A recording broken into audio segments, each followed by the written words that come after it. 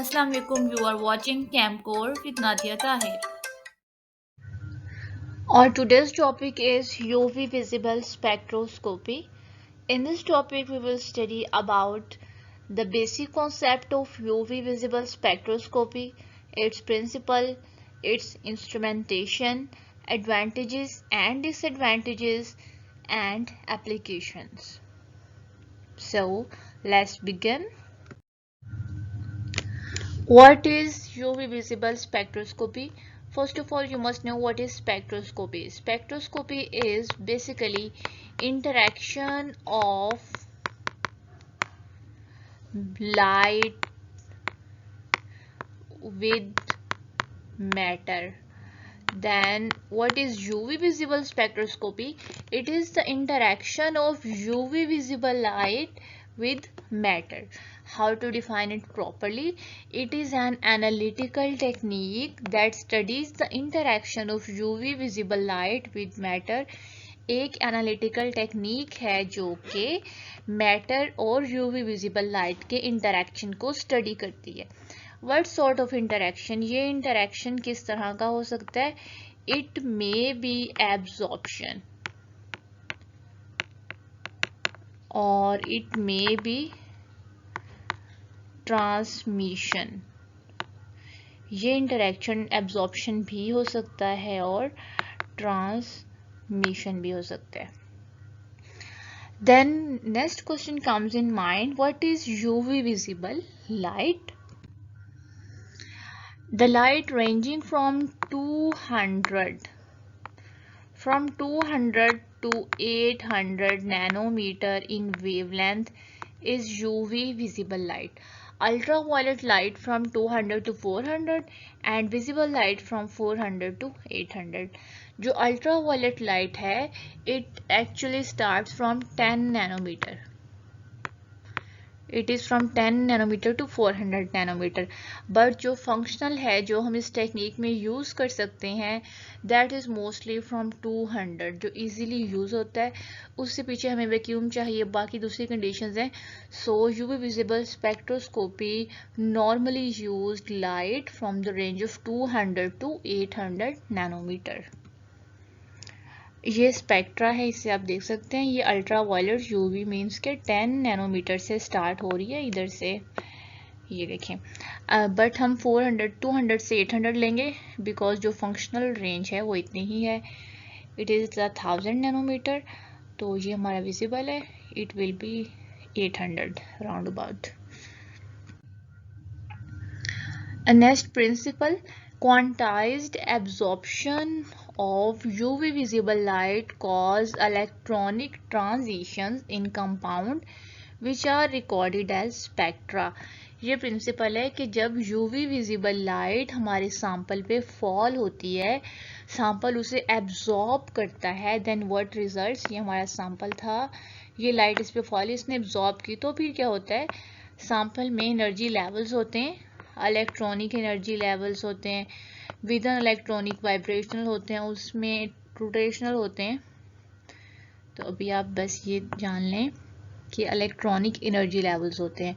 When compound absorb UV visible light, electronic transition occur, electron lower energy level से अपर energy level में jump कर जाता है. ठीक है, ये जो जंप किया है, ये जो ट्रांजिशन हुई है, it is recorded as spectra. ये स्पेक्ट्रा की फॉर्म में रिकॉर्ड हो जाती है, which is the end result of UV visible spectroscopy, जिसके थ्रू हम कंपाउंड के स्ट्रक्चर के बारे में इंपॉर्टेंट इंफॉर्मेशन गेन कर सकते हैं. अब यहाँ पे वर्ड आया है quantized. What does it mean? Quantized mean कि एब्जॉर्प्शन ऐसे ही नहीं होती कि कोई भी क्वांटिटी वो एब्जॉर्ब कर ले. Specific particular amount, particular wavelength होती है यूवी विजिबल की किसी भी ट्रांजिशन के लिए कि ये वेवलेंथ एब्जॉर्ब होगी तो ट्रांजिशन होगी. That's why here the term quantized is used. अब ये तो हमने देख लिया कि जब भी एब्जॉर्प्शन होगी तो ट्रांजिशन होगी और स्पेक्ट्रा आएगा. एब्जॉर्प्शन कितनी होगी ये किस चीज़ पे डिपेंड करता है, अब ये देखेंगे. एब्जॉर्बेंस बताने के लिए एक लॉ है Beer Lambert law. It was given by two scientists, Beer and Lambert. Means it has two parts. One was developed by the scientist Beer, other was developed by the scientist Lambert.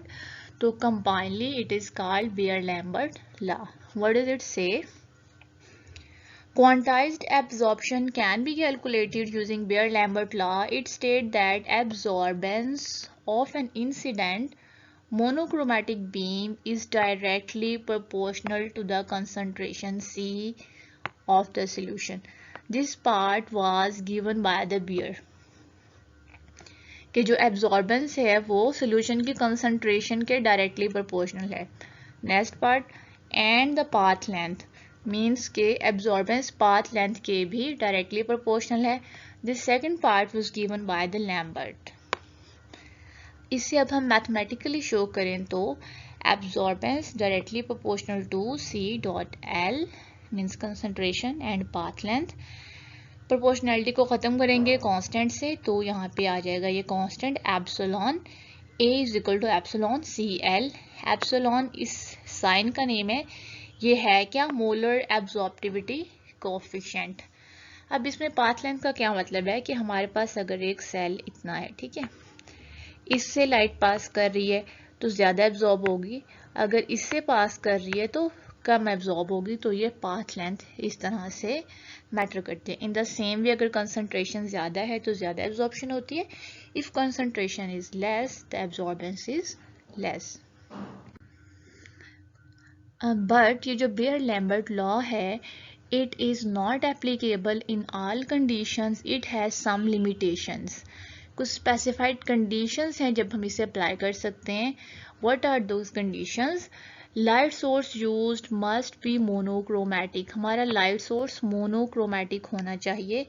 पिछली slide में भी monochromatic word आया, monochromatic beam, but I missed it intentionally. तो यहाँ पे मैं आपको बताऊंगी मोनोक्रोमैटिक क्या होता है. वो लाइट जिसकी वेवलेंथ सेम हो. Light having single wavelength is called monochromatic light. Means हमारे पास लाइट है, इसमें डिफरेंट वेवलेंथ्स हैं, कोई छोटी हैं कोई बड़ी हैं. तो अगर हम इसे एक वेवलेंथ सेलेक्टर से पास करें तो ये हमारी सारी लाइट सिर्फ एक वेवलेंथ की आगे आएगी, बाकी डिफरेंट वेवलेंथ्स को ब्लॉक कर देगा. तो सिंगल वेवलेंथ की लाइट, वो लाइट जो सिंगल फेज में हो, that is called monochromatic light. अगर हमारा लाइट सोर्स मोनोक्रोमैटिक होगा only then Beer Lambert law will be applied, otherwise it will not. Next, it can only be applicable to dilute solutions. अगर हमारा solution concentrated होगा then law will not be applicable. Next comes to the instrumentation of UV visible spectroscopy. इसमें कौन कौन से instruments हैं? These are basically four. First one is the light source जो कि UV visible light emit करेगा. Then wavelength selector जो light को monochromatic बनाएगा. Then sample container और qubits. sample container का specific name है qubit जिसमें हम अपना sample hold करेंगे. Last one is the detector जो कि हमें results देगा. Sometime there is placed as a fifth component display unit जो कि results को display करते हैं. But basically these are four main components. This display unit. ये एक illustration है UV visible instrumentation के setup की. It is the light source, then wavelength selector second पे, third पे sample और fourth पे detector and last one is the display unit. यहाँ पे हमारा result जो है वो स्पेक्ट्रा की फॉर्म में शो होता है. ठीक हो गया. अब हम इनकी डिटेल देखेंगे. Light source. Light sources that lie in the ultraviolet and visible region are used as UV visible spectrometer sources. कोई भी सोर्स, कोई भी लाइट सोर्स जिसकी रेंज UV और visible में आती है, जिसकी means if it emit radiations with a wavelength from 200 to 800, it can be used as a light source in UV visible spectrometer. Most commonly used यहाँ पे कुछ mention है, hydrogen and deuterium lamps. Hydrogen lamps separate होते हैं और deuterium lamps separate है. Means कि hydrogen lamps and deuterium lamps, these are basically ultraviolet sources, ये अल्ट्रा वायलेट लाइट के सोर्सेज हैं. Their range is from 160 to 380. Next है xenon arc lamps. Their range is from 250 to 600 nanometer. Last one is tungsten halogen lamps. Their range is from 240 to 2500 nanometer. These are the best. These have longer lifetime. इनका life time भी longer होता है और ये best हैं. और these cover both UV and visible range. UV और visible दोनों रेंजेस को ये कवर करते हैं. Then wavelength selector. Wavelength selector का हम पीछे थोड़ा सा आइडिया ले चुके हैं कि मोनोक्रोमेटिक लाइट हमें चाहिए तो वो बनाने के लिए वेवलेंथ सेलेक्टर यूज होता है. UV visible spectroscopy requires a single wavelength for proper functioning. As we have studied, when light is not monochromatic, Beer-Lambert law is not followed. और जब law follow नहीं होगा, results will not be the ideal or perfect. So we need monochromatic light. ठीक है. Whereas the ideal output of a single wavelength is not possible. We need single wavelength but ideally it is not possible. ऐसा कोई भी single real wavelength selector नहीं design हुआ अभी तक जो कि लाइट में से सिर्फ हमें एक वेवलेंथ निकाल के दे. What a wavelength selector can do कि आप इसे रेंज दे रहे हैं लाइक 200 to 400 की लाइट है. What a wavelength selector can do कि वो इसे नैरो बैंड्स में डिवाइड कर सकता है. ऐसे नहीं हो सकता कि आपको सिर्फ 201 नैनोमीटर की लाइट दे रहा है, but it can give you a banned from 200 to 220. You can say 200 to 210 means कि कुछ वेवलेंथ उसमें होंगी 5, 10, 15, 20, but it will be a short band, not a single wavelength. ठीक है. तो वेवलेंथ सेलेक्टर ये करता है. अच्छे वेवलेंथ सेलेक्टर क्या होते हैं? Narrow is the band, better is a wavelength selector. Like if one is giving band from 200 220, other is giving from 200 to 210, means कि एक का बैंड 20 नैनोमीटर्स का है, 20 का गैप है, और एक 10 का गैप दे रहा है, 10 वेवलेंथ्स का at a time. So the one which is giving the narrow band, narrow कौन सा होगा? जिसमें 10 वेवलेंथ्स हैं वही नैरो होगा ना. That one is the better. ठीक है. इसे एक दफ़ा रीड कर लेते हैं. This is so because no real wavelength selector is ideal although a single wavelength selector is not, single wavelength is not possible. एक वेवलेंथ को सिलेक्ट करना पॉसिबल नहीं है. A band of radiation could be used. एक band हमारे पास आ जाता है. So an instrument with narrow bandwidth would be better. तो जो नैरो बैंड विड्थ देगा that will be better. Types of wavelength selector, these are of two types, filters and monochromators. What are the filters? Colored glass pieces. Filters को define हम कैसे करते हैं? These are colored glass pieces. Colored glass जो है it can act as filter. How they function? They absorb a broad portion of the spectrum and transmit other portion. Broad spectrum को, broad portion को absorb कर लेते हैं और थोड़ा सा पोर्शन ट्रांसमिट करते हैं जो कि उनका अपना कलर होता है. Like if I have read coloured glass, it will absorb all the other colours and will transmit red colour only. ठीक है. तो इनके एडवांटेजेस देख लेते हैं. दीज आर इनएक्सपेंसिव, चीप होते हैं, सस्ते होते हैं, मीन्स टेक्निकली सिंपल हैं, कोई रॉकेट साइंस नहीं है इन्हें यूज़ करने में, easily apply कर सकते हैं. But these have disadvantages as well. These are restricted to visible region only. Ultraviolet region, ultraviolet light के लिए ये applicable नहीं है. And these are not very good wavelength selector. इतने अच्छे selector नहीं है. Their bandwidth is very wide. Our next wavelength selector is monochromator. What is monochromator? It is an optical device. Optical device क्या करता है? What's its function? That is used to select a narrow band of wavelength of light. Light के एक narrow band को select करता है. What it can be? किस चीज़ का बना होता है? It may be quartz और prism और grating. Quartz क्या है? ये भी सिलिका का से बना हुआ एक मटेरियल है. तो ये तीनों कुछ भी हो सकते हैं मोनोक्रोमेटर इनमें से. Uses of monochromator. Monochromators are used for spectral scanning. that is varying wavelength of radiation over a range. इसके थ्रू हम स्पेक्ट्रल स्कैनिंग करते हैं, मीन्स के छोटे छोटे बैंड्स, छोटी छोटी वेवलेंथ के गैप्स को हम सैंपल पे फॉल करवाते हैं. This can be use for UV visible region. UV visible region के लिए भी यूज कर सकते हैं. Here you can see in the diagram there is a prism, light is entering and it is getting splitted. यहाँ पे हम क्या करते हैं, जहाँ पे लाइट स्प्लिट हो वहाँ पे एक स्लिट रख देते हैं. Slit has a hole. What the hole do, slit block all the light and only light can pass from the hole. Light जो है वो सिर्फ होल में से पास कर सकती है. ठीक है, इसको मैं ड्रॉ करती हूँ again. Wait a minute. I'm unable to select the pen. ये हो गया, सॉरी फॉर इट. ये इस तरह से. अब ये होल है तो यहाँ पे ये सारी लाइट ब्लॉक हो जाएगी. सिर्फ ये वाली जो होल में से है इट विल पास. स्लोली क्या करते हैं, स्लिट की पोजीशन चेंज करते रहते हैं हम. तो अभी ये लाइट पास हो रही है, then this will pass, then this will pass and one by one all the bands will pass and scanning will occur. Means कि हर वेवलेंथ जो है सैंपल पे फॉल कर जाएगी. Narrow the slit, better the splitting, good is the monochromator. Means कि ये slit जितनी नैरो हो उतना मोनोक्रोमेटर अच्छा है, और ये जितना ज़्यादा लाइट को स्प्लिट करे प्रिज्म मोनोक्रोमेटर उतना अच्छा है. आई होप से ये क्लियर होगा. ये थोड़ा सा कंफ्यूजिंग है, अगर क्लियर नहीं है तो आप पॉज करें. ये यहाँ से वेवलेंथ सेलेक्टर से इसे दोबारा देखें.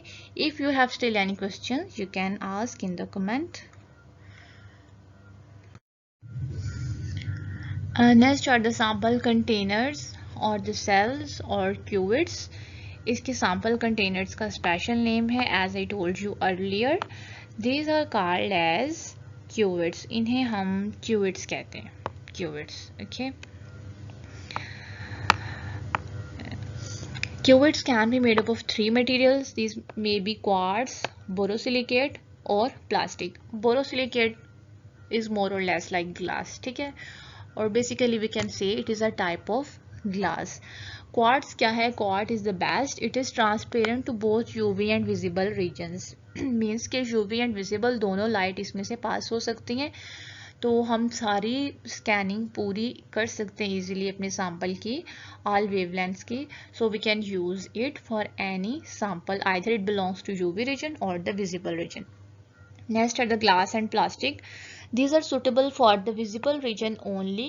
Glass is not suitable for the ultraviolet because ultraviolet light get absorbed. जो ग्लास है वो यूवी लाइट को एब्जॉर्ब कर लेता है.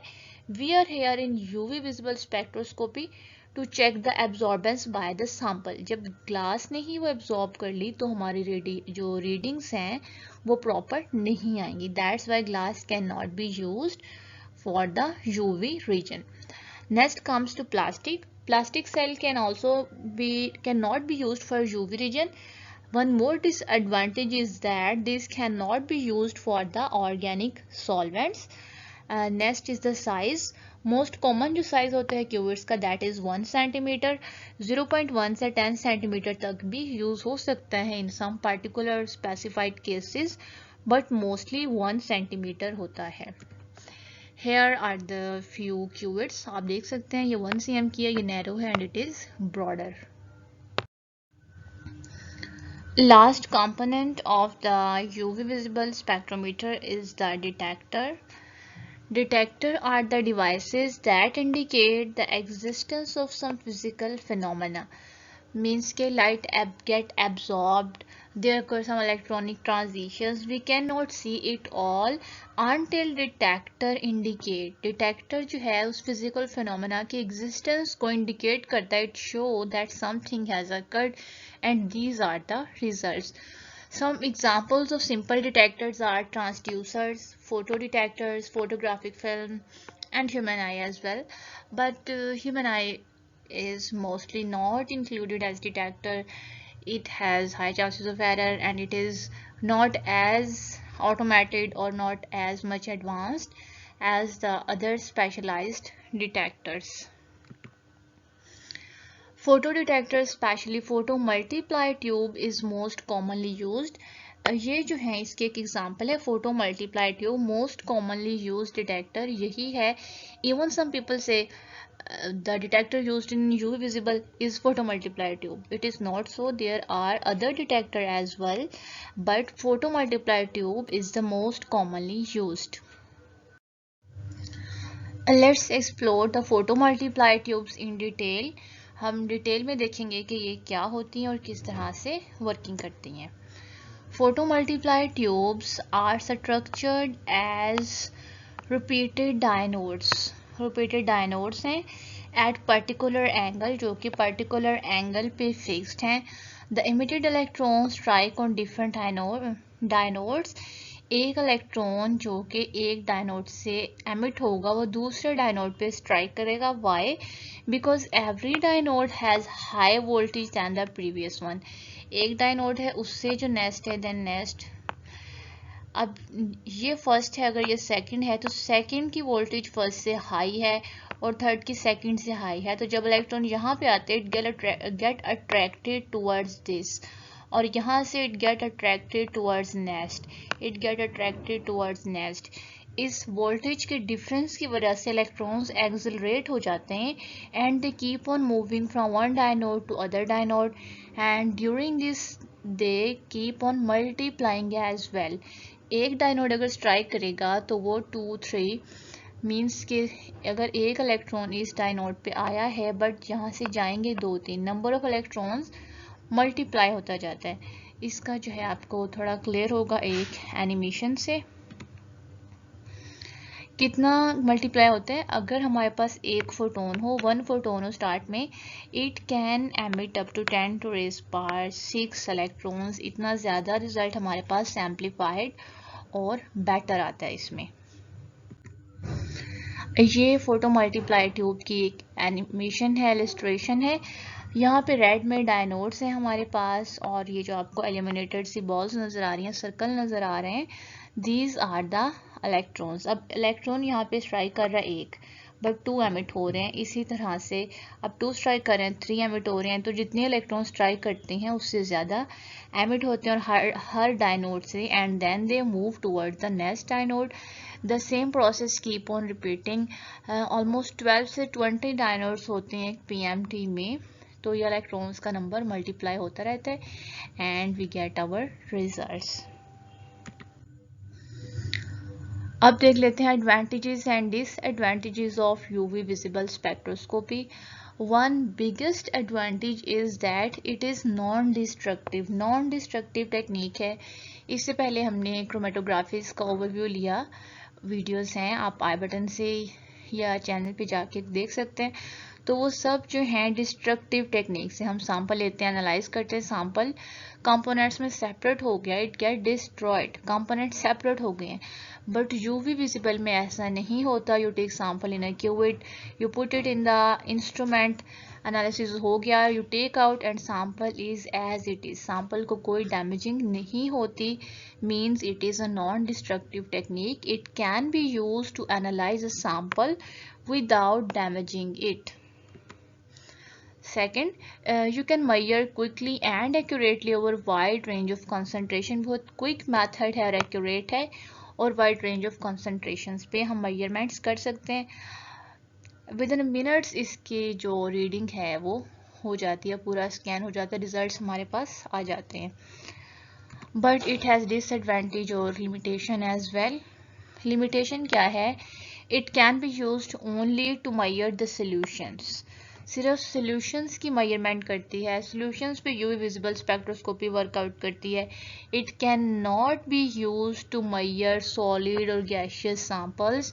If we have our samples in solid state or in gaseous form, we cannot analyze them by using UV visible spectroscopy. ये इसका major drawback और major limitation है. लास्ट पे हैं applications of UV visible spectroscopy. Molecular spectroscopy based on UV visible radiation is used for the identification and estimation of inorganic, organic and biomedical species. Means कि हर तरह की species की identification के लिए qualitative analysis के लिए, and estimation means quantitative analysis, दोनों के लिए हम इस टेक्निक को यूज़ करते हैं। बट मोस्टली प्राइमरीली मेनली किस चीज़ के लिए यूज़ होती है? For the quantitative analysis, quantitative analysis के लिए ज़्यादा यूज़ होती है। बट क्वालिटेटिव भी हो सकता है, लैम्डा मैक्स से हम आइडेंटिफाई कर लेते हैं कि ये क्या चीज़ है। वर्ल्ड वाइड लेबॉर्ट्रीज में जितनी भी टेक्निक्स यूज़ हो रही हैं, U visible spectroscopy is the most widely used method. Its most wide use tell us about its importance, कि कितना इम्पोर्टेंट मेथड है, कितनी ज़्यादा इसकी एप्लीकेशंस हैं, कि ये हर तरह की क्लिनिकल और केमिकल लेबॉर्ट्रीज में through out the world use हो रहे हैं। So if you have any question regarding it, you can ask. This is our UV visible spectroscopy topic. That's all. Do you understand the topic? How was the lecture? Must give your feedback in the comments. Don't forget to like and subscribe the channel. Thank you for watching.